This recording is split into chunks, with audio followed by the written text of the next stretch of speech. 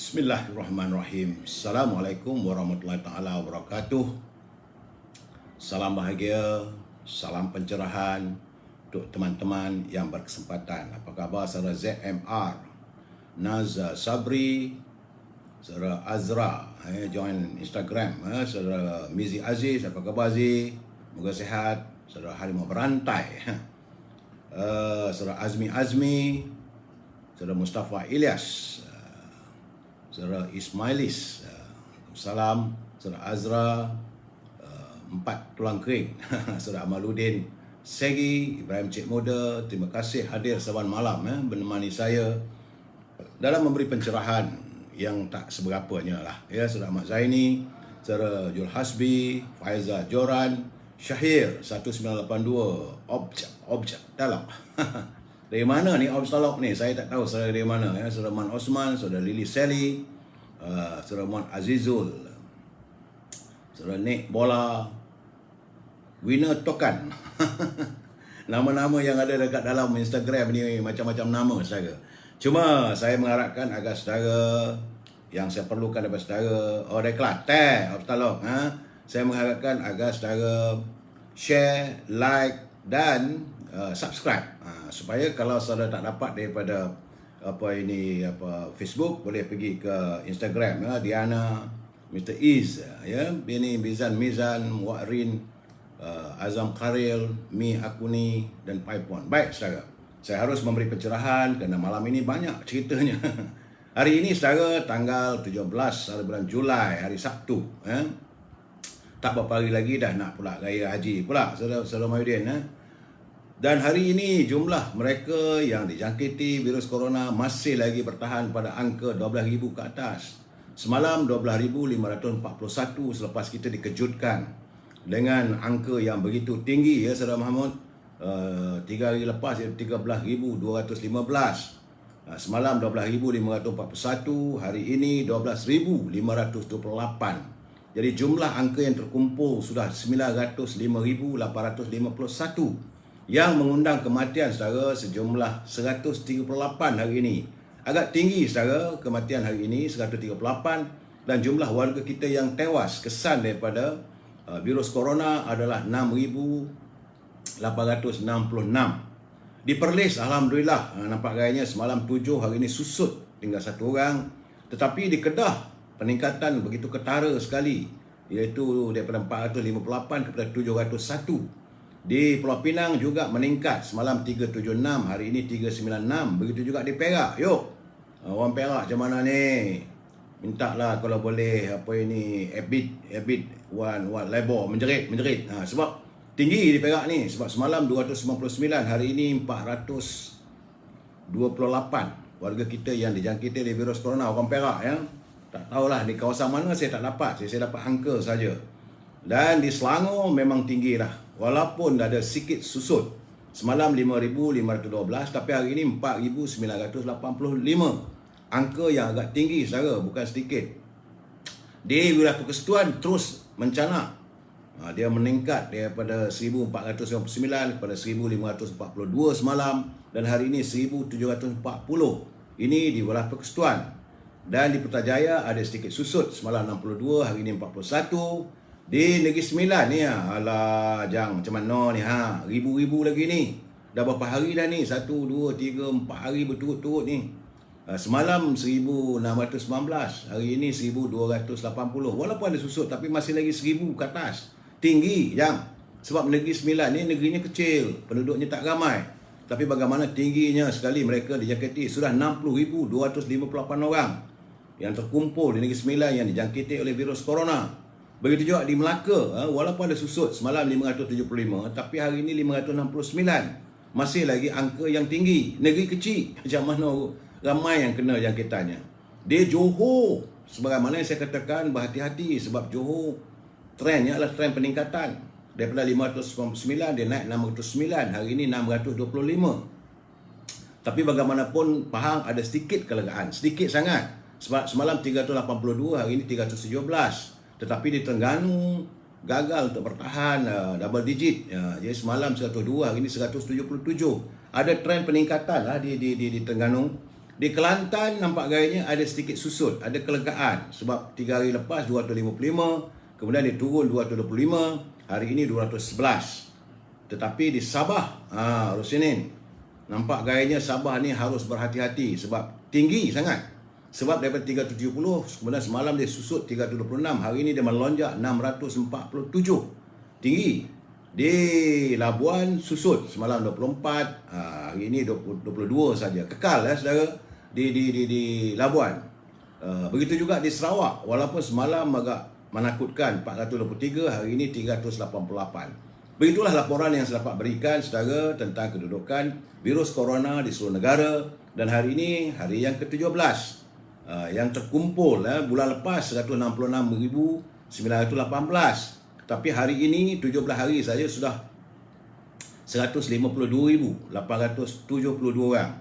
Tinggi, memang tinggilah bulan ni, saya jangkakan tinggi amat sangat. Baik saudara, kita jangan buang masa, kita masuk bab tazkirah singkat. Jadi tentang kisah bagaimana orang yang bijak, orang yang pandai tetapi dilihat sebagai bodoh. Meskipun seorang ulama itu mempunyai banyak ilmu, bergelar ulama saudara, tetapi dia mendukung kezaliman penguasa, menerapkan hukum-hukum jahiliah, maka orang sebut tidak pandai. Bahkan mereka adalah tergolong dari golongan orang yang paling bodoh. Al-Imam Abu Bakar Taqiyuddin Al-Hishni Al-Syafiq yang wafat pada tahun 829 Hijrah menyatakan dalam kitab yang ditulis oleh Al-Imam Abu Bakar berjudul Kifayatul Akhyar. Dia mengatakan bahawa manusia yang terpandai, yang terbodoh itu sungguhnya mereka yang terpandai adalah orang yang zuhud, yang dia tahu tapi dia mendiamkan diri. Dia zuhud, dia berserah pada Allah SWT.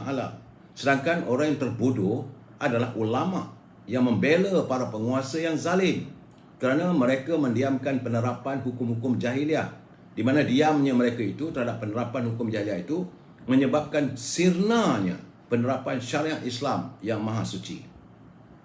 Sementara itu, Taqiyuddin Abu Bakar Al-Hishni pula menyatakan bahawa kenapa mereka ni digelarkan sebagai orang terbodoh? Kerana jika orang yang melakukan kesalahan lantaran tidak tahu bahawa perbuatan itu salah, maka ia masih lagi dalam lumrah, kerana memang dia tidak tahu. Itu orang bodoh-bodoh biasa lah, tak tahu. Seperti orang yang memasukkan tangannya ke dalam mulut buaya, sedangkan waktu itu buaya tengah menganga, dia masukkan tangan dia. Dia tak tahu. Dia ingatkan buaya itu sudah mati. Tapi akhirnya tangannya gigit. Berbeza dengan mereka yang tahu tetapi berlagak macam seperti bomo buaya. Boleh masukkan tangan dalam mulut buaya ini. Akhirnya orang ikut cara dia, maka tangan orang itu putus. Begitulah gambarannya mereka yang bergelar ulama tetapi tidak menyatakan yang benar. Maka dari sisi para pandangan bijak pandai, bijaksana Islam dulu menyatakan bahawa mereka ini adalah orang yang bodoh sebenarnya. Ini pencerahan ini tulis oleh Ustaz Azizi Fatwani. Mutiara kata kita hari ini, kata Napoleon Bonaparte. Napoleon Bonaparte ini adalah pejuang yang hebat di Perancis. Dia kata kebijaksanaan paling benar adalah ketetapan hati yang pasti. Artinya yakin. Itulah kebenaran pada kebijaksanaan. Seorang yang kekal pada hatinya itu orang yang bijaksana, saudara. Itu sekadar kita punya gini kata-kata mutiara, saudara. Baik. Salam impian moratorium, kumpulan wang simpanan pekerja 10,000. Berbelanja tanpa had, negara bakal bankrupt kalau tidak dibincangkan secara imbang dan semak di Parlimen. Sebab itu kita menuntut supaya Parlimen segera bersidang. Jadi bagaimanapun saya mendapat satu kiriman daripada saudara Sazlan Anugrah Bakti. Dia kata dalam saya memberi pencerahan, di samping saya memberi pencerahan tentang moratorium ini, dia kata jangan lupalah juga, dia kata dia pun nak berkongsi bagaimana mereka-mereka yang terpaksa membayar kepada Jabatan Inovasi,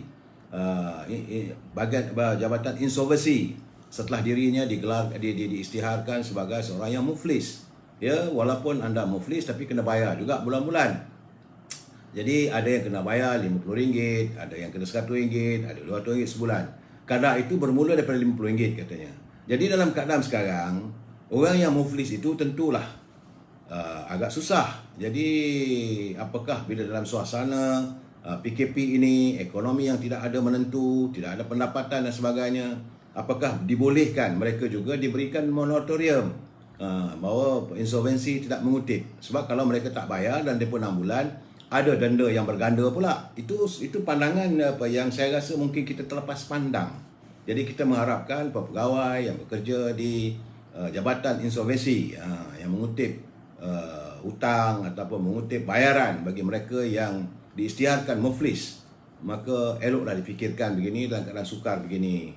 Kurang-kuranglah menekan warga kita yang dalam kesukaran, saudara ya. Baik. Itu pencerahan saya yang sedikit, dan tajuk perbincangan kita malam ini adalah langkah 1000 pencak. Dia langkah 1000 pencak. Ini bukan apa silap pulut kata di malam Presiden UMNO Datuk Mak Hassan. Sebelum saya memberi pencerahan, kita santun dulu apa kata Pak Nazil.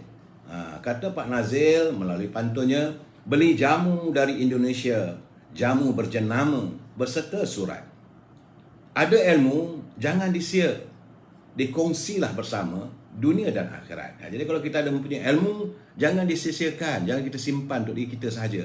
Berkongsilah untuk kebaikan di dunia dan di akhirat. Kata Pak Nazir lagi, goreng keli, bubur kanji, lemak tenggiri, sayur keladi. Jangan sesekali memungkiri janji, padahnya tidak terasa diri. Jadi kalau kita mungkir janji, padahnya pada diri kita sendiri. Ya, itu saya terima kasih Pak Nazir dengan kiriman pantun yang begitu indah sekali. Setara, bagi mereka yang menyunting semula live saya ini dan dimasukkan ke channel YouTube, maka anda adalah bertanggungjawab di atas setiap suntingan yang dilakukan. Pihak saya tidak akan bertanggungjawab ke atas komen-komen yang diberikan oleh pembaca dan sebagainya. Jadi sila pastikan anda berfikir panjang terlebih dahulu sebelum menulis komen ataupun melakukan culipan ataupun suntingan untuk dimasukkan dalam YouTube ataupun apa saja ini dalam media sosial. Sebab saya tak ada berkemampuan. Ini saya harus menyatakan supaya saya mesti pastikan diri saya ni tidak boleh diambil tindakan yang bukan atas sikap saya. Sebab saya hanya bertanggungjawab atas setiap pencerahan saya. Yang lain tu saya tak bertanggungjawab saya. Sebab saya tengok masih ada lagi culipan potong 10 minit, 15 minit, 10 minit, 15 minit. Dan itu lari daripada maksudnya, ya saudara. Dan saya mengharapkan bahawa anda memahami bahawa apa yang saya lakukan saban malam ini adalah pencerahan politik. Tidak bermaksud untuk memperlekehkan orang dan sebagainya. Juga kita mesti bersetuju untuk tidak bersetuju. Itu prinsip kita. Saudara boleh bersetuju ataupun tidak bersetuju. Begitu juga kalau saudara mengirimkan kemirian kepada saya, maka saya boleh bersetuju ataupun tidak bersetuju, saudara ya. Dan dalam keadaan begini, saya hari ini memang banyaklah teman-teman saya tengok buat live. Terima kasih saudara yang sempat menyantun dengan saya. Cuma harapan saya, kalau saudara berinteraksi, gunakanlah bahasa-bahasa yang baik. Elakkan kita menggunakan bahasa-bahasa yang vulgar, yang tidak indah. Sebab anak-anak kita melihat, menonton. Apatah lagi anak-anak muda kita yang baru mau mendekati dunia politik dan sebagainya. Ya saudara? Baik. Saya terkesan sebenarnya ada satu kiriman kepada saya, iaitu tentang seorang ibu yang akhirnya tewas. Beliau Allahyarhamah, dia bukan sakit COVID tetapi terkurung di rumah. Kesan daripada PKPD, dan dia adalah merupakan ibu tunggal selepas diceraikan oleh suaminya dan diduduk 3 beranak di satu rumah di Kota Damansara, di rumah PPRT. Jadi dia bertarung dengan penyakit kanser. Akhirnya pada satu malam 2 malam lepas, dia batuk-batuk dengan batuk darah, dan anak kecil dia yang berusia lebih kurang 8 tahun menemaninya. Dia ingatkan ibunya telah tidur, rupanya tidur untuk selama-lamanya. Saya tersentuh bila membaca nota-nota yang dikirkan pada saya berhubung dengan kejadian yang begitu menyangat hati. Itulah kehidupan kita warga Marahin. Nak keluar, nak dapat rawatan, perubatan, sukar dengan perintah PKPD dan sebagainya. Ni kemudian ada pula satu lagi kiriman pada saya. Ini tentang seorang teman lah. Dia kata masa dia nak pergi asar tadi, dia kata dia singgah, dia tengok ada ramai orang dekat kawasan perumahan, kawasan rumah pangsa. Jadi dia tengok ramai itu, dia tanya ada kematian ke sebab ramai yang datang. Dia kata tak ada lah bang, dia kata.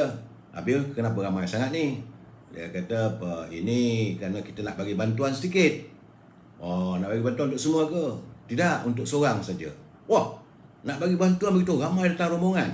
Dia kata ini rombongan ini kita dengan Ibu Menteri, dengan Menteri datang, jadi kita nak ambil lah buat simbolik sedikit. Jadi simbolik lah. Itulah keadaan secara Menteri datang bukan nak bagi untuk ramai orang, untuk seorang, tapi berrombongan. Nak ambil gambar, lepas tu nak siarkan dalam media apa semua. Konon-konon perhatian lah sangat. Jadi saya mengharapkan kalau nak memberi itu, berilah dengan jujur. Tak perlulah nak ambil gambar, tak perlu nak dirakam. Sebab saya selalu katakan, bila kita memberi, tangan kanan yang menghulur, tangan kiri tak perlu tahu. Jadi tak payah nak simbolik-simbolik. Tapi bagaimanapun terima kasihlah YB. Walaupun seorang pun ada jugalah. Dan satu lagi kiriman, saya tak dapat di mana kejadian itu berlaku. Tentang kejadian seorang ibu yang syarat mengandung, dia nak keluar tak boleh. Sebab dalam perintah kawalan PKP, dia tidak mendapat pelepasan. Jadi gara-gara keadaan begitu, tak dapat keluar daripada kawasan PKPD, maka akhirnya bayi yang dikandung itu meninggal dalam kandungan. Itulah nasib warga kita. Ini adalah, bagi saya, ini adalah kejadian-kejadian yang dialami oleh rakyat warga Marhain. Jadi sebab itu sepatutnya sebelum sesuatu arahan, SOP dikeluarkan, patutnya fikirkanlah kesan-kesan sampingan yang lain. Macam mana nak buat, dapat perubatan dan sebagainya. Saya kurang pasti benda ni. Tapi bila nampak culipan begitu yang dikirim pada saya terkesan. Saya melihat bahawa inilah keadaannya warga Marhain yang susah, berbeza dengan mereka yang berada di Kayangan. Sakit sedikit pun ada driver, ada supir yang menghantar ke klinik dan sebagainya. Ataupun boleh panggil doktor datang ke rumah. Kalau Marhain yang sakit begini, Allahu Akbar. Bagaimanapun saya mengucapkan terima kasih dan syabas kepada Yang Amat Berhormat Timbalan Perdana Menteri Datuk Ismail Sabri, sebab beliau telah pun turun ke lapangan. Siang tadi saya nampak gambarnya, dia pergi ke Kelang, melihat sendiri bagaimana kepedihan, dan ternyata beliau dapat melihat bagaimana warga bangsa kita mematuhi SOP. Mereka duduk di rumah, tidak keluar rumah. Jadi sedangkan kawasan rumah pangsa itu nampak ada lift rosak dan sebagainya. Apakah sehingga sampai Timbalan Perdana Menteri datang baru nak direpam lift? Jadi sepatutnya pihak berkuasa lah santuni setiap masalah rakyat. Tapi macam mana pun, terima kasihlah Yang Amat Berhormat Datuk Seri Ismail Sabri kerana sudah mula menyantuni, dan beliau pun telah memula arahan bahawa kilang-kilang yang melanggar arahan akan disaman dan kami tindakan. Okeylah tu. Jadi yang baik kita kata baik. Jangan kita kata, sebab selama ini beliau cuma muncul di kaca TV saja. Hari ini beliau turun ke lapangan. Mungkin dah jadi Timbalan Perdana Menteri ke maknya. Saya ni menjelaskan juga saudara tentang SOP baru yang dikeluarkan mulai 17 Julai hari ini, iaitu tentang fasa 1 ini. Pertama sekali, naik kereta berdua tidak boleh melebihi 10 km. Jadi kereta bertiga bagi urusan hanya untuk kecemasan sahaja. Urusan kematian dibenarkan merentas dengan kebenaran pihak polis, ya. Jadi rentas negeri dan daerah tidak dibenarkan bagi pasangan jarak jauh. Kanak-kanak yang berusia 12 tahun tidak boleh berada di tempat awam kecuali hal kecemasan, pendidikan ataupun senaman. Jadi majlis, program dan sebarang aktiviti seperti kursus, seminar, kenduri kahwin tidak dibenarkan. Sekolah, madrasah, universiti masih kekal ditutup. Penetapan masjid di bawah Jabatan Agama Negeri masing-masing. Jadi terpulanglah pada ini Jabatan Negeri, Jabatan Islam. Restoran, kedai makan dibuka mulai jam 6 pagi hingga 10 malam. Tetapi tidak boleh makan dalam kedai. Tak boleh dine in, tak boleh. Itu kekal, ada larangannya. Kemudian klinik haiwan masih dibuka tapi daripada 8 pagi sampai 8 malam. Kedai dobi full service, layan diri. Kedai cermin mata dibuka daripada 8 pagi hingga 8 malam. Cuma saya tengok ada kedai gunting rambut, tak boleh lagi. Jadi panjanglah rambut saya ni, ya. Tak boleh, kedai gunting tak boleh buka lagi. Kedai runcit dulu dibuka daripada 8 pagi hingga 8 malam. Pasar raya 8 pagi 8 malam. Pasar harian 6 pagi hingga 2 petang. Pasar segar 7 pagi 12 tengah hari. Pasar tani 6 pagi hingga 4 petang. Sementara itu jogging atau senaman ringan di kawasan terbuka daripada 7 pagi hingga 8 malam. Jadi tapi industri hiburan kekal dilarang, program rakaman dibenarkan. Kompleks membeli belah kekal ditutup. Bengkel, bengkel, kedai alat tulis, kedai komputer, kedai telekomunikasi dibuka daripada jam 8 pagi hingga 8 malam. Tapi kedai pakaian kekal ditutup, kedai permainan juga kekal ditutup, semua pusat hiburan tetap kekal ditutup, termasuk spa dan cyber cafe. Jadi pusat latihan memandu juga kekal ditutup, pusat pelancongan juga kekal ditutup. Itu dia punya SOP yang terbaru yang saya dapatkan pada saya, yang dikirim pada saya harus mewawarkan kepada saudara semua. Itulah sekitarnya. Dan cuma saya dengar tadi menurut Menteri Ketua Pengarah Kesihatan, dia kata meramalkan bahawa jangkitan ini akan naik, lepas tu akan stabil. Jadi kita kata apa hal dia sudah meramal. Jadi macam Tok Bomo pula ni. Jadi tak ada ke langkah lain selain daripada menggunakan vaksin. Jadi yang saya kata ivermectin ni bila nak digunakan secara sepenuhnya, secara besar-besaran. Sebab ramai dah dapat vaksin. Jadi tapi masih lagi ada jangkitan. Jadi sampai bila kita nak bergantung hanya pada vaksin saja? Kan Rasulullah SAW berkata bahawa setiap penyakit ada ubatnya. Jadi kalau vaksin tu ubat, tak apalah. Tapi kenapa yang dah dapat vaksin pun kena jangkitan juga? Jadi kenapakah benda ini pun kita nak ajar untuk mereka fikir? Berhenti-berhentilah, jangan buat ramalan. Kerana saya tak tahulah, nak tunggu berapa orang mati lagi baru nak buat itu, buat ini. Tak salah ni, rasanya tak rasa saat bergantung pada vaksin. Tapi cubalah cara lain. Kalau cerdik pandai gunakan belajar dari negara-negara yang dah berjaya macam mana menangani COVID ni, kita ikutlah. Jadi tapi ubat kenalah. Jadi susah sangat ke nak fikir benda-benda begitu. Kita perlu berubat secara jadi gunalah second opinion. Kemudian lagi satu yang agak tak seronoknya, meramalkan bahawa akan kenaikan. Seolah bila sebut kenaikan menakutkan. Bila menakutkan, rakyat jadi stres. Macam kita budak-budak lah, kecil-kecil budak-budak suka rumah, kita takut-takutkan dia ada hantu. Jadi dia sendiri pun takut. Dia tak payahlah begitu. Saya ingat Kementerian Kesihatan, Ketua Pengarah, Menteri, tak payah nak kejutkan rakyat. Nyatakan bahawa kita sedang dalam usaha untuk memutuskan jaringan dan melalui vaksin, dan juga kita sedang mencari ubat-ubat yang sesuai untuk rawatan. Kan lebih baik daripada meramal itu, meramal ini. Takkanlah hidup kita asyik meramal saja. Itu gambaran saya tentang apa yang saya dapat komen. Saya beri pencerahan. Jadi saudara Yup Yong Najib cakap yang betul, COVID hilang kalau dia jadi PM. Itu masuk podium. Cuma hari ini saya tak seronok. Saya tak seronok sebab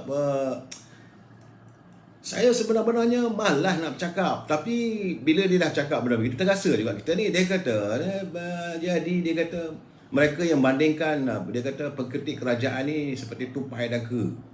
Saya kata takkanlah, baru keluar hospital, terus buat kenyataan membinatangkan sama manusia. Kenapa begitu, Pak Lebai? Aduh, hai.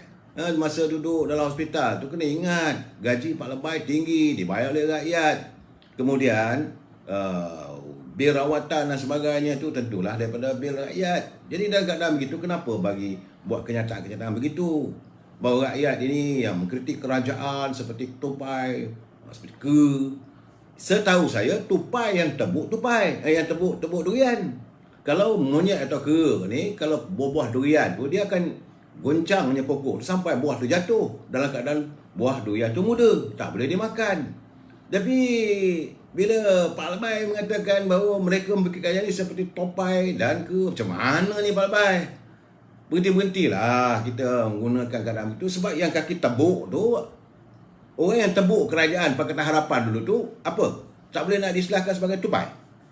Apakah mereka yang meranapkan Pakatan Harapan itu tak boleh dianggap sebagai beruk macam mana dia buat pada buah-buahan? Jadi kalau nak bercakap tu, cermin diri kita dulu. Saya melihat bahawa kadang-kadang bila mereka yang ada latar belakang agama ni mengeluarkan dalil yang bukan-bukan begini, kita letih lah. Kita letih mendapat satu pemimpin yang sebegitu. Carilah nasihat kalau boleh rakyat, janganlah menyalahkan kerajaan, marilah kita santuni bersama. Kan lebih molek awak-awak agama daripada membinatangkan orang. Ini tupai, beruk, Aduh, jadi kalau orang apa balas balik kan tak seronok. Kan baginda Rasulullah SAW menyatakan jangan kamu memburukkan agama orang, kerana orang akan memburukkan agama kita. Begitulah tingginya ajaran Rasulullah. Jadi Pak Lebay ni dulu bagus dengan dalil-dalilnya. Kenapa mengeluarkan dalil-dalil yang sebegini? Berhentilah buat dalil-dalil politik ni yang menghina sama manusia. Kemudian tiba-tiba pula akhirnya kita dapat tahu bahawa Lebay di Kedah tu, Menteri Besar, dibuktikan ternyata salah. Bahawa dia melakukan rentas sempadan dan memandu kereta. Jadi saya mengucapkan tahniah pada Puan Nini Siron yang begitu teruk dia balun oleh sisa politiknya. Sisa politik pada Menteri Besar Kedah mengatakan benda itu fitnah dan sebagainya. Mereka habis gambar-gambar dia diselongkar, disiarkan macam-macam lah. Tapi ternyata bahawa Lebay ni menipu. Mereka sanggup menipu. Bila last kali saya apabila pihak polis Bukit Aman Criminal Investigation Department Chief Saudara Abdul Jalil Hassan menyatakan bahawa Lebay Menteri Besar di Kedah tu disahkan salah dan dikenakan hukuman. Tapi dia tak sebutlah berapa hukumannya. Kita pun tak tahulah berapa dia kena denda. Artinya kesalahan tu ada. Apa yang dinyatakan begitu benar. Jadi selama hari ni saya ucap tahniah lah kepada Puan ini yang menyiarkan walaupun dirinya dihina oleh sisa politik pada Menteri Besar tersebut dengan kata bahawa ini fitnah dan sebagainya. Malahan sekarang ni pula ini bertali arus lah lepas satu-satu. Bila dia punya chip tu buat kenyataan begitu, tiba-tiba Ketua Dewan Muslimat, dulu saya menghormatilah masa kita Muafakat Nasional, bila menyantuni pergerakan wanita, saya kata sukanya saya tengok. Rupanya dah dapat naik pangkat apa semua, dah dapat jadi senator, jadi ketua penerangan Dewan Muslimat, Dr. Najihatul Salehah. Dia mengatakan bahawa bukan kerajaan yang gagal, yang gagal itu rakyat. Pula dah saya kata. Sekarang ni tak habis-habis nak blame rakyat. Apa hina sangat ke rakyat di kacamata korang? Dah kerajaan nak kata tak gagal macam mana? 6 bulan orang tersadai di rumah terkurung dan ekonomi masih lagi tak bergerak, habis masih lagi berjaya. Lepas tu kata yang gagal tu rakyat, kerana rakyat tidak bersama-sama dengan kerajaan untuk melaksanakan esok. Rakyat tadi Datuk Ismail Sabri, yang Muhammad Ismail Sabri sendiri turun ke Kelang. Apakah rakyat sana tidak menyantuni? Rakyat ikut apa saja yang dibuat, yang disarankan oleh kerajaan. Tapi akhirnya rakyat yang salah. Bukan kerajaan yang gagal katanya, sebaliknya rakyatlah yang gagal. Ini kata Muslimat PAS. Mak Datuk, tak habis-habis. Dan satu lagi, semalam timbul pula seruan daripada Setiausaha Agung PAS. Saya bini Lebay RM20 ni. Dr. Khairuddin dia kata dia minta supaya Malaysia mengambil hikmah daripada strategi kesatuan Soviet. Bagaimana mereka mengalahkan tentera kuasa paksi dalam pertempuran Stalingrad pada Perang Dunia Ketiga. Ini kenyataan bila keluar dalam portal Negara Merdeka bersumberkan kepada Malaysia Kini. Saya kena cakap terus terang ni benda ni. Dan dia kata dalam peristiwa itu salah satu peristiwa yang paling berdarah dalam Perang Dunia Kedua dengan korban kematian 1.1 juta rakyat Soviet dibandingkan dengan sekitar 800,000 kematian tentera kuasa paksi yang menyerang. Bagi saya satu saja, kenapa dijadikan itu sebagai contoh? Kenapa tidak dijadikan contoh macam mana tentera Islam? PAS ni kan berjuangkan Islam. Bagaimana Saladin, bagaimana Umar Al-Khattab, bagaimana Abu Bakar As-Siddiq, bagaimana para pejuang negara kita, sehingga kita mampu menawan Andalusia atas kesatuan. Serulah rakyat supaya bersatu, walaupun susah macam mana pun, dengan tentera yang sedikit kita dapat menewaskan tentera yang banyak. Jadi dalam keadaan peperangan kita menantang virus corona ini, carilah dalil-dalil yang ada sangkut paut. Bahawa bukan tak pernah berlaku wabak ataupun tahun ini berlaku di Madinah satu ketika dahulu. Maka baginda Rasulullah SAW mengasingkan mereka yang sakit letak atas bukit. Berlaku pengasingan. Bagaimana cara merawat mereka yang dijengah oleh wabak tahun masa itu.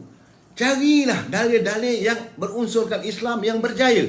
Ini nak bercerita tentang Soviet, apa semua Soviet dan negara komunis. Jadi kalau orang tuduh benda itu, yang marah pula nanti. Saya tak maulah kata begitu. Dia the Battle of Stalingrad. Sedap lah bercakap. Jadi apakah yang Muhammad nak menunjuk pada yang Muhammad ni membaca tentang sejarah dunia dan sebagainya? Tak ada keperluan. Sebab yang Muhammad mewakili parti PAS. Parti yang berlandaskan kepada Islam. Berilah pandangan-pandangan yang berasaskan kepada sejarah Islam. Bagaimana kita menyelesaikan masalah, bagaimana Islam menyelesaikan banyak masalah. Bukan tak ada wabak berlaku zaman Rasulullah, zaman selepas Rasulullah, zaman Sayyidina Osman Affan, banyak. Tapi ini tidak disantuni, malah pergi ke pertempuran Soviet lah apa semua. Saya kata buat apa benda ni? Tak ada kena mana. Tak ada, saya tak nampak relevannya. Biar saya bercakap tentang relevansi. Dan sekarang ni kita nak tanyalah, apakah warga PAS nak lari daripada tuntutan daripada Gerakan Pembela Ummah?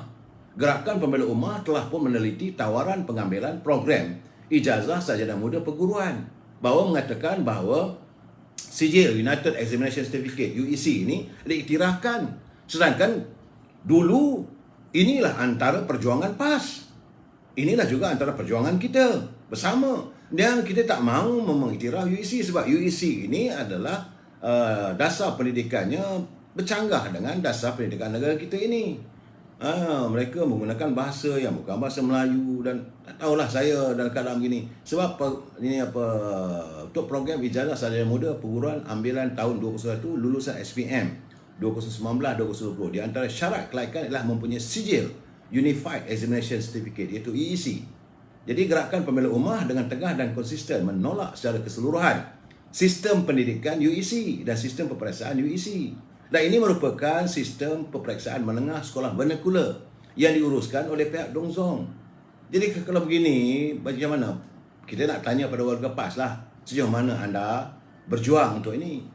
Jadi dalam keadaan begini, kita nak tanya apakah pimpinan PAS masih meneruskan perjuangan dengan roh menantuni roh perlembagaan kita. Jadi PAS perlu pertahankan perlembagaan dalam keadaan begini. Sebab itu saya kata dalam keadaan, saya melihatlah bahawa sejak berada di anjung kuasa, menjadi menteri, menjadi itu dan ini, jadi timbalan menteri, saya melihatlah pimpinan PAS ni kadang-kadang terpesong daripada asas-asas yang mereka lontarkan selama ini. Kita lebih senang kalau mereka meneruskan perjuangan tentang RUU 355. Kita nak menunggu apakah tuntutan berakhirnya, apakah dia dibuat RCI berhubungan dengan kematian anak anda Adib, yang terkorban anggota bomba yang masih tak disantuni. Yang kita tak dengar lah, saya tak nampak, tak dengar cerita lah. Jadi keluarganya penuh dalam kehibaan, yang tak berdosa. Dan kesangkan waktu itu ada perbicaraan, dan ini tidak kita tidak melihat santunan yang sebegitu. Jadi kita menuntut lah. Begitu juga apabila Datuk Seri Sabri mengatakan bahawa diwujudkan RCI berhubungan tabung haji. Kita nak dengar lah pula Menteri Agama bercakap lah sejauh mana dia tahu, sejauh mana perkembangannya.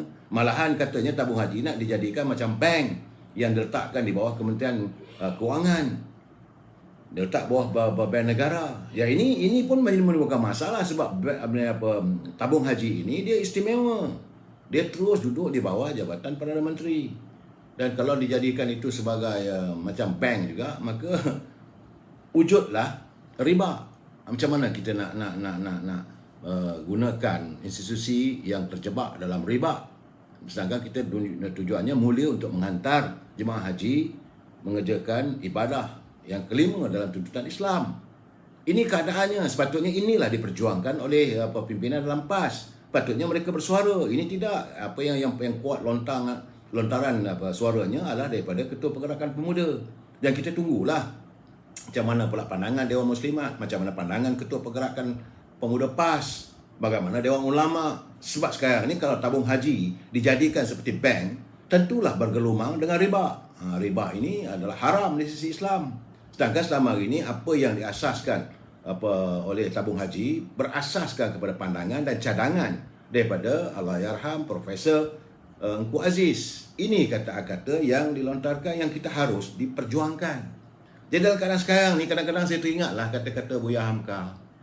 Benar, sudah benar. Dia kata-kata Buya Hamka, almarhum Buya Hamka, dia kata saat agamamu dihina, saat bangsamu dicaci dan dicerca, sedangkan anda sekadar berdiam diri, maka katanya, eloklah gantikan pakaianmu dengan kain kapan. Tegas Buya Hamka. Sebab itu Buya Hamka dia tak duduk dalam kerajaan Bung Karno, walaupun dia seorang yang rapat dalam menuntut kemerdekaan bagi Indonesia. Itulah keadaan saudara yang saya dapat beri sedikit pencerahan. Kerana apa yang kita lihat sekarang ni, sebenarnya bila kita bercakap soal tentang bangsa kita yang runtuh sekarang ini, dan ataupun yang hilang sebenarnya, bukan kuasa.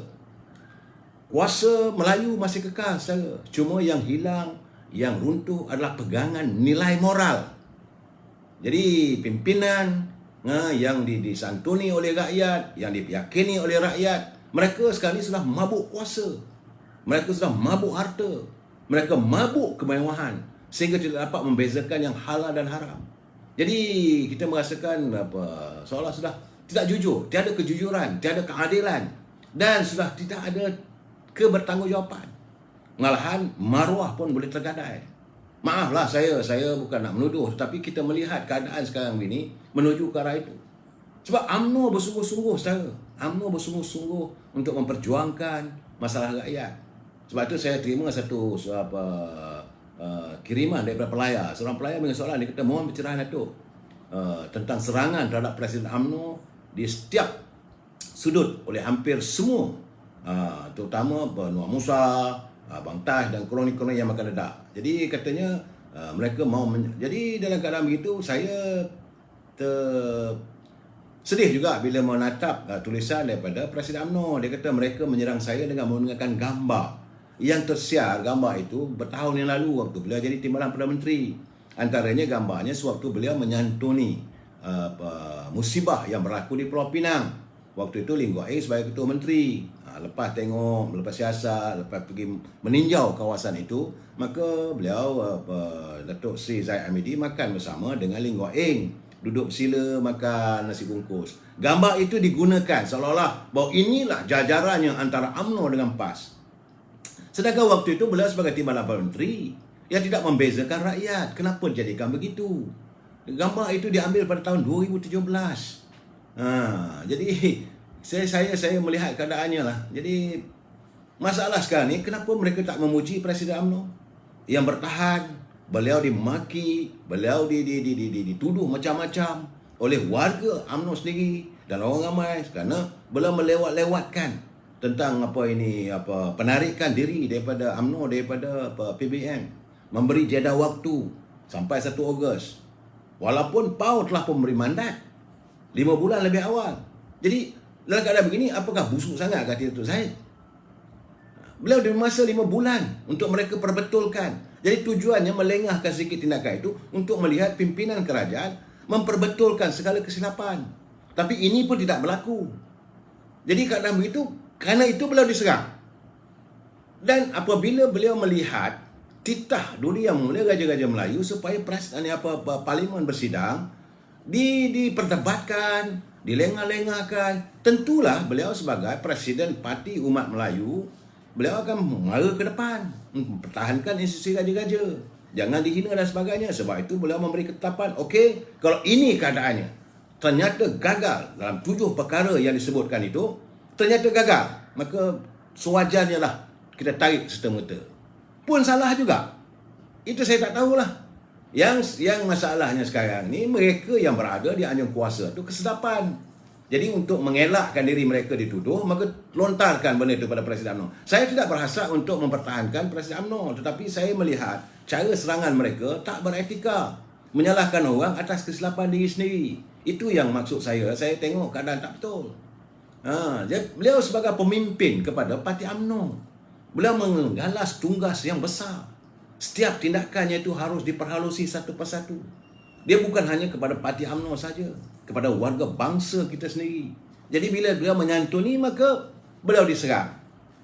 Yang menyerang berarti setengah tu, bagi saya itulah kalangan mereka-mereka yang berada di anjung kuasa, yang sedang sedap keenakan. Datuk Seri Presiden dia tak ada berapa jawatan pun. Jadi timbul siar kata kenyataan daripada Datuk Ismail Sabri dan sebagainya, kononnya bahawa dia merestui. Bagi saya dia dah bagi tahu dia tak mahu jawatan itu. Kalau dia kata jangan ambil, nanti dituduh pula dia kata you tak dapat, you tak bagi orang ambil. Tak. Dia kata kau nak ambil lah, pulang pada you lah. Tapi jangan lupa ketetapan UMNO sebegini. Itu keadaannya. Dan saya juga menerima kiriman daripada sahabat saya, saudara Razat Al-Banjari. Dia kata ini bagi saya mungkin ini satu cerita dongeng ke boleh, ataupun rekaan pun boleh, mungkin juga sebagai saiwo pun boleh, ya, tapi wajar untuk kita bincangkan. Itu kononnya katanya, dia kata bahawa pimpinan daripada PBM sempatlah berborak dengan pimpinan bersatu. Bagaimana presidennya begitu cakna dan begitu kerisauan melihat masa depan PBM. Jadi untuk itu memanglah musuh kepada PBM adalah UMNO. Jadi sebab itu dia punya scheme of thing masih diteruskan. Jadi perancangannya adalah untuk memastikan kluster mahkamah begini, bahawa mereka yang masih tidak mencukupi, masih diberikan lagi jawatan dan sebagainya, maka ditawarkan jawatan timbalan presiden dan sebagainya supaya dikocak perbalahan dalam UMNO dan sebagainya. Jadi pelaksanaan pelan begitu berterusan, kata tulisan itu. Saya tak baca lah semua, ya.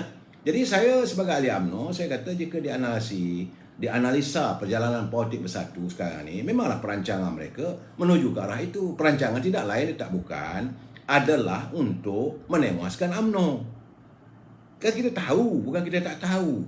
Cuma mereka yang degil, yang tidak dapat kononnya ahli politik sangat, bahawa pandai sangatlah berpolitik, mereka masih gagal untuk membaca keadaannya. Sebab itu saya agak seronok menyantuni tulisan daripada Datuk Fuad Zakasi, ahli Majlis Tinggi UMNO. Dia kata kalau tinggal tiga lah, dia kata. Sebab orang mengatakan bahawa UMNO berpecah. Sebenarnya di peringkat akar umbi UMNO tak pecah. Yang buat perangai di atas. Jadi UMNO nampak berpecah kerana ada yang menentang keputusan parti. Mereka sanggup jadi power broker. Mereka sanggup jual parti. Mereka sanggup berunding tanpa restu parti. Puncanya adalah untuk kekal kejawatan dan takut kepada tindakan atas kesilapan-kesilapan yang mereka sendiri tahu. Jadi terbukti, kata Datuk Fuad Zakasi, Majlis Kerja Tinggi memutuskan untuk menarik sokongan kepada Perdana Menteri. Tetapi kluster menteri pula buat keputusan yang songsang, yang menentang keputusan Majlis Kerja Tinggi. Jadi mereka sokong Perdana Menteri, itu hal mereka lah. Tapi janganlah rakyat dijadikan alasan. Kerana pandemik, demi untuk rakyat, tak sesuai waktu dan sebagainya. Jangan jadikan begitu. Sebab itu sekarang ni, kalaulah situasi begini, di mana titik noktahnya? Di mana berakhirnya tentang gejala-gejala yang berlaku, yang mau merosakkan UMNO ini? Sebab itu, kata Dr. Fuad, kalau kita tinggal 10 orang pun 10 orang lah. Kalau tinggal 3 orang pun 3 orang lah. Dan kita harus mengambil contoh yang terbaik UMNO Sabah. Waktu UMNO Sabah dulu 21 ketua bahagian lari lintang pukang, meninggalkan parti. Hanya 3 orang yang benar-benar istiqamah, yang kekal bersama dengan UMNO. Waktu UMNO Barisan Nasional kalah dalam pilihan raya umum yang ke-14. Mereka yang kekal adalah Bong Mokhtar, Muhammad Saudara Remy Unggi dan Datuk Yaakob Khan. 3 orang ni je. Dan dengan penuh kepayahan, dengan penuh kesukaran, 3 orang inilah membina kembali keyakinan rakyat di Sabah terhadap UMNO. Jadi mereka yang lari itu bukan calon-calon orang. 9 orang adun, 5 orang ahli parlimen dan 2 orang senator. Jadi bukan calon-calon orang. Jadi waktu itu mereka bersikap UMNO ni macam habis madu sepah dibuang. Tapi bagaimanapun UMNO Sabah tidak tersungkur. UMNO Sabah kekal. Waktu pilihan raya umum negeri yang dilakukan dulu, bawah PN dulu, UMNO menang 14 kursi, sedangkan PBM cuma dapat 13 kursi.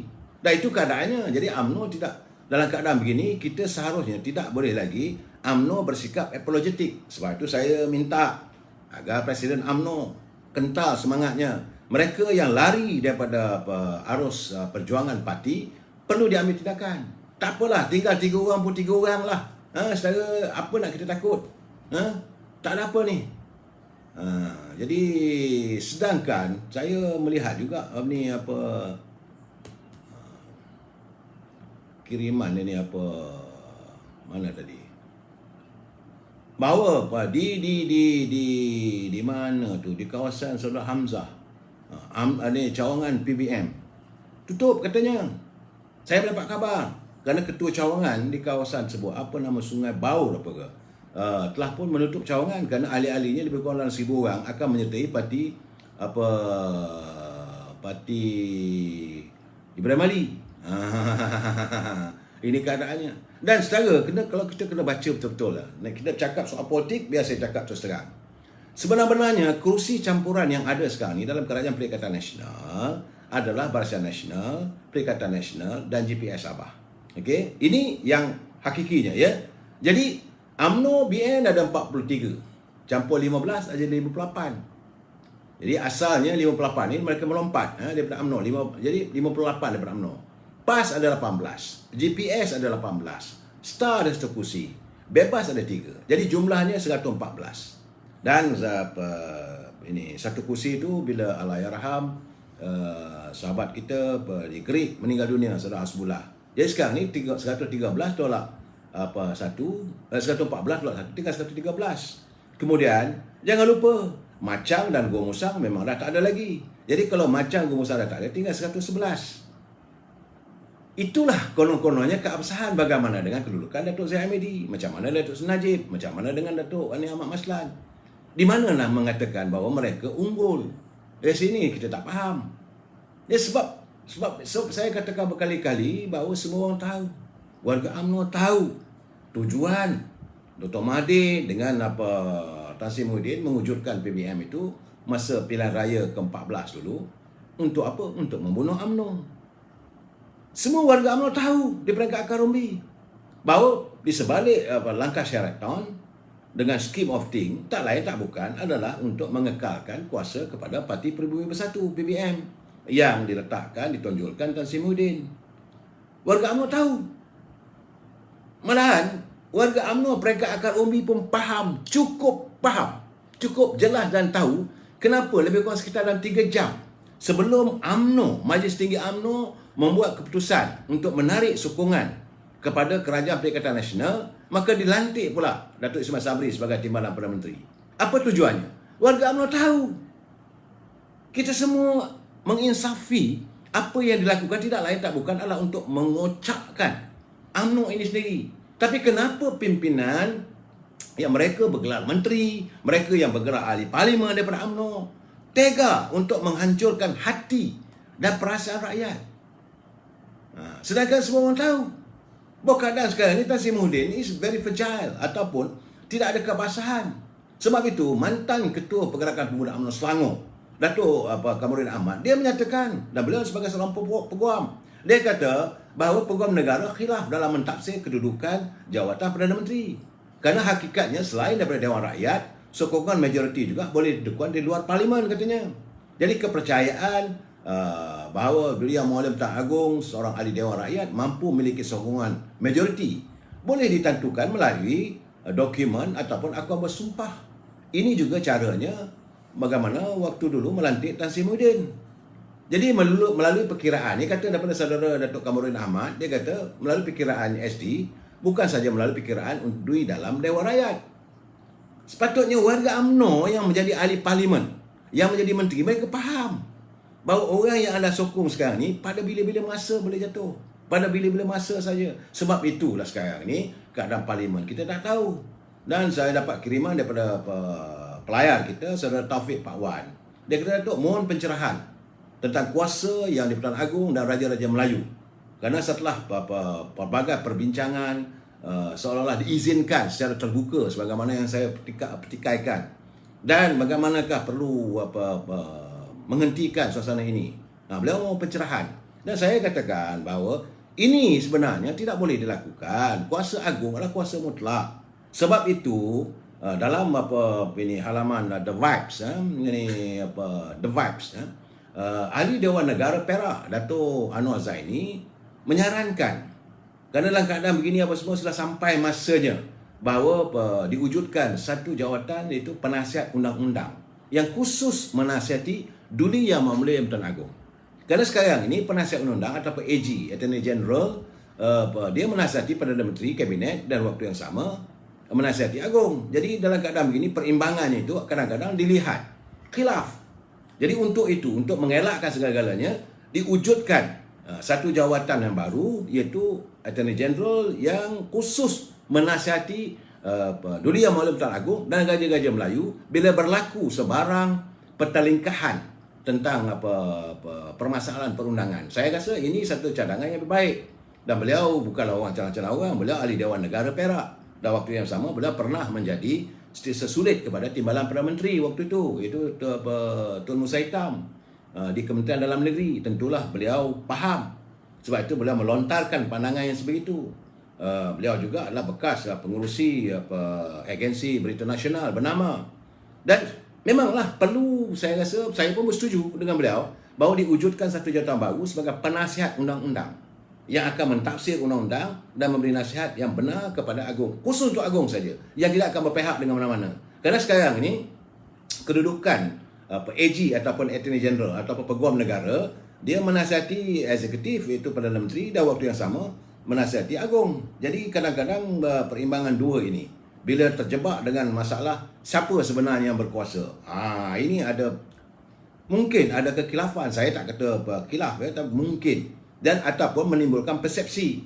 Jadi adalah lebih baik, sebab jawatan Peguam Negara ini dilantik oleh eksekutif. Itu Perdana Menteri yang menyembahkan, menasihatkan Agong supaya melantik. Of course, pelantikan mereka lah dibuat oleh Duli Yang Mulia Pertuan Agong, Ketua Hakim. Cuma jawatan speaker dilantik oleh Parlimen. Kemudian Agong bersetuju. Ini keadaannya. Jadi saya harap apa yang dilontarkan oleh saudara Taufik Pawan ni terjawab pandangan beliau. Ini keadaan saudara. Jadi saya melihat kita ni celaru sangat. Oh ya, cawangan PBM yang dibubarkan ialah di cawangan PBM Sungai Bayur, bahagian Larut, di mana ahlinya termasuklah ini Sis Agong PBM, Datuk Hamzah Zainuddin. Saya tak tahulah sejauh mana benar atau tidak, tapi ini katanya ini ekoran peristiharaan peletakan jawatan Ketua Cawangan Tuan Haji Ahmad Zainian dan ahli jawatankuasanya, kerana mereka katanya sedang berusaha lebih kurang dalam 500 orang. Nanti akan menyertai Parti Putra selepas hari nantilah. Kemudian ada pula pembaca mengirim soalan pada saya. Dia kata, saya berharap malam ni Datuk dapat memberi pencerahan tentang pertubuhan Parti Pejuang oleh Tun Dr. Mahathir Mukhriz dan Umi, adik kepada Azmin Ali, yang menyatakan selepas ini tiada lagi parti-parti. Habisnya apa yang Tun Mahathir tubuhkan bukan parti juga ke? Jadi bagi saya soal Pejuang ni dia akan jadi macam parti negara. Percayalah cakap saya, tak ke mana pun. Dan ini tak tahulah, dia selama ni Dr. Mahathir mengatakan orang Melayu ni bila tak dapat jawatan tubuh parti, bila bergaduh tak dapat jawatan tubuh parti. Sekarang ni apa sahaja yang dilakukan oleh Dr. Mahathir. Sebab tu saya menasihatkan beliau, saya ingat eloklah berehat. Tak payah nak campur lagi urusan. Lebih baik tumpukan masa yang sedikit ini, usia dah 55 tahun, berada di tikar sembahyang. Kita buat persiapan untuk hari akhirat. Sebab duniawi ni tak kekal lama. Tak boleh, tak mampu, takkan nak melongkat langit sebagai manusia. Jadi pejuang ni bagi saya tak ke mana. Sebagaimana yang saya katakan, kalaulah Tan Sri Muhyiddin tidak menjadi Perdana Menteri, Parti Peribumi Bersatu juga akan kuyup. Kalau Tun Dr. Mahathir tak ada pun, PBM juga akan kuyup. Parti muda tu tak tahulah sejauh mana Sadiq boleh bertahan. Kita tak tahulah. Tapi memang saya tahu kadang-kadang anak muda mencari pelarian sebab dia dah bosan dengan parti-parti yang lain dan semua tu. Dia pun mencari pula dengan parti muda. Tapi ini juga struggle for power. Terlalu muda sangat pun akhirnya boleh membuatkan suasana yang kalau buah muda baru nak putih. Sepatutnya mereka menyertai mana-mana parti politik, belajar daripada bawah. Sebab itu dalam UMNO kita ada Puteri UMNO, kita ada Pergerakan Pemuda UMNO, kemudian naik setahap lagi jadi ketua cawangan, jadi jawatankuasa bahagian. Jadi kemudian boleh bertanding jawatan ketua bahagian. Dan saya mengharapkan supaya ahli-ahli UMNO di masa akan datang jangan takut, bertandinglah sebarang jawatan dalam parti UMNO. Sebab saya nampak pimpinan yang ada sekarang ni kadang-kadang dah teruk. Sebab itu pandangan daripada saudara pada Puan Zohana Ana. Dia minta penjelasan tentang Parti Pejuang. Saya dah jawab benda itu. Kemudian satu lagi soal dua ini, saudara Jusrin Bakri. Dia kata, Assalamualaikum, Tok. Dia kata, kami akan umbi UMNO seluruh negara. Dengan ini mengisytiharkan bahawa kami menolak semua menteri yang masih menyokong Tan Sri Mahyudin. Kami juga secara keras mengumumkan kesemua mereka ini digugurkan dari menjadi calon umum pada PRU 15 akan datang. Ini adalah keputusan muktamad. Kami akan undi dan akan undi UMNO. Kami adalah penentu masa depan UMNO. Ahli-ahli Parlimen UMNO, jika mereka tidak hormati kami, maka bila-bila masa kami akan bahasa lebih teruk lagi. Itu kiriman daripada saudara Jusrin Bakri yang hantar pada saya. Kemudian satu lagi kiriman daripada saudara Mirah Bagan Hulu. Ni Mirah Bagan Hulu, dia kata, Datuk, lebih 20,000 cawangan UMNO yang bermesyuarat agung dan 18 kali bahagian bermesyuarat akan umbi UMNO tidak bergoncang pun. Ya, apabila mereka mengatakan UMNO ni apa, ada kumpulan itu, kumpulan ni pecah 2-3, tak ada katanya. UMNO tidak bergoncang pun. Walaupun oleh percaturan politik Dr. Mahathir atau Tan Sri Mahyudin dan kumpulannya, kami akan tetap patuh dan taat pada parti keramat ini. Kami akan sentiasa menyantuni setiap arahan Presiden. Kami berdiri teguh di belakang Presiden. Jadi kami di bawah akan tetap juga membantu walaupun sedikit. Ahli-ahli di bawah faham katanya UMNO dalam dilema, dan kami ahli di bawah tetap yakin UMNO akan dapat sokongan kembali, insya-Allah. Tapi mengapakah pemimpin kayangan UMNO masih lagi bermain kayu tiga? Jadi ahli-ahli di bawah sudah dapat menilai yang mana berlian dan yang mana kaca. Ya, tunggulah, dia kata, pemilihan 18 bulan lagi. Jadi wahai pemimpin kayangan. Ini tulisan daripada Mirah. Jadi dalam keadaan sekarang ni, saudara, bahawa sebenar-benarnya saya nak nyatakan bahawa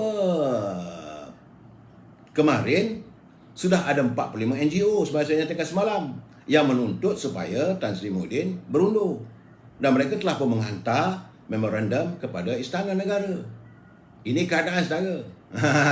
Jangan main-main. Jadi ini NGO itu bukan didalangi oleh mana-mana parti politik. Ini adalah cita rasa, unjuk rasa warga cinta damai yang mereka tidak mahu melakukan demonstrasi. Mereka hanya mengantar memorandum minta supaya Duli Yang Maha Pertuan Agong segera campur tangan dalam kemelut kepimpinan negara kita ini. Jadi saudara Raja Laut 57. Wahai, nama sedap tu, Raja Laut 57. Cakap dengan Mahathir tu, rumah kata, memanglah saya cakap begitulah, ya saudara. Kita mengharapkan agar anak-anaknya pun nasihatilah dia. Cukup-cukuplah. Buat apa mencipta suasana yang akhirnya orang bertambah benci? Kegagalan yang anda ciptakan, sudah. Orang Melayu ni mudah memaafkan. Sudah, asalkan jangan terus melakukan kesilapan. Ini duk merayau ke sana, merayau ke sini. Jadi akhirnya orang bertambah meluat. Sekarang ni pimpinan biarkan. Yang terbaru, yang muda-muda, yang sekarang ni bergelar pemimpin, biarlah mereka mencaturkan. Soal antara UMNO dengan PBM itu biar kami selesaikan. Biar rakyat menyelesaikan. Tak perlu nak bagi, nak campur tangan itu, nak campur tangan ini. Tidak ada keperluan. Kita warga cinta damai, insya-Allah. Kita tak akan berperang sama-sama kita. Cuma kita hanya berperang apabila sampai musim pilihan raya. Dan kita akan memastikan bahawa suara rakyat kuasa keramat. Ini suara kita. Kita tak akan mengizinkan untuk melakukan demonstrasi jalanan, untuk bergerak sana bergerak situ. Itu zaman sudah over. Dan saya berseru pada warga-warga NET, kalau anda rasa tidak puas hati dan anda rasa perlu melakukan unjuk rasa, lakukanlah unjuk rasa anda melalui sekarang ni dunia tanpa sepadan. Kita dah ada internet. Waktu malam ni saya tengok ramai orang buat ini live dan sebagainya. Saya punya medan ada. Hantar kiriman pada saya. InsyaAllah saya akan santuni. Dan saudara juga boleh buka live sendiri. Saya, bukan saudara tak tengok. Lihatlah sendiri apa Makcik Kiah daripada Seremban tu. Bagai nak agak. Ada 5-6 saya tengok live yang dibuat oleh wanita. Ini bukan lagi lelaki. Bukan lagi pimpinan parti politik. Mereka ini adalah wanita yang secara sendirinya hadir menzahirkan keprihatinan yang teramat pada rakyat dan merasa bosan dengan pimpinan yang sentiasa berdalih dan melakukan percaturan politik. Mereka sudah bosan dengan politik. Enough is enough. Sekarang ni masa untuk kita membina bangsa kita. Kita harus membina kembali benda yang dah koyak rabak ni. Dan keadaan yang robek yang sebegini perlu kita santuni balik. Dalam keadaan sekarang ni, jangan kita biarkan negara kita terus terdedah dalam suasana yang tidak menyenangkan. Dan Saya yakin UMNO tentulah ada formulanya. Tapi bila saudara tanya dengan saya, nak buat macam mana? Takkanlah Presiden nak bagi tahu kalau itu strategik. Sesuatu strategik tidak boleh diceritakan pada orang. Tetapi pada tanggal 7 Julai tadi, itu antara buah-buah yang dilakukan. Bila dia kata, okey, kita memutuskan untuk menarik sokongan secara serta-merta. Itu jelas, saudara. Itulah yang dilakukan oleh Datuk Seri Presiden. Yang orang tak jangka. Memanglah ada perbincangan dan sebagainya, tetapi masih ada musang berbulu ayam di rumah UMNO. Saya melihat masih ada lagi parasit-parasit yang berlega di sekitar tingkat 38. Yang kadang-kadang saya lihat mereka ini, mereka bukan lagi katak, mereka lah parasit yang menebuk kapal Bahtera UMNO ini dari dalam. Orang macam ini perlu disingkirkan. Saya minta supaya, saya yakin Presiden tentulah lebih mengetahui segala-galanya. Dan kita amat mengharapkan bahawa satu tindakan yang tuntas wajar dilakukan oleh Presiden demi menyelamatkan Bahtera UMNO. Walaupun mereka itu sahabat, walaupun mereka itu kawan kita, ternyata mereka menentang parti kita, ternyata mereka ini boleh menenggelamkan Bahtera UMNO, maka mereka ini perlu disingkirkan daripada Bahtera ataupun rumah agam UMNO. Kita sambung lagi malam esok. Wabillahi taufiq wal hidayah. Assalamualaikum warahmatullahi taala wabarakatuh. Selamat malam dan selamat berhujung minggu.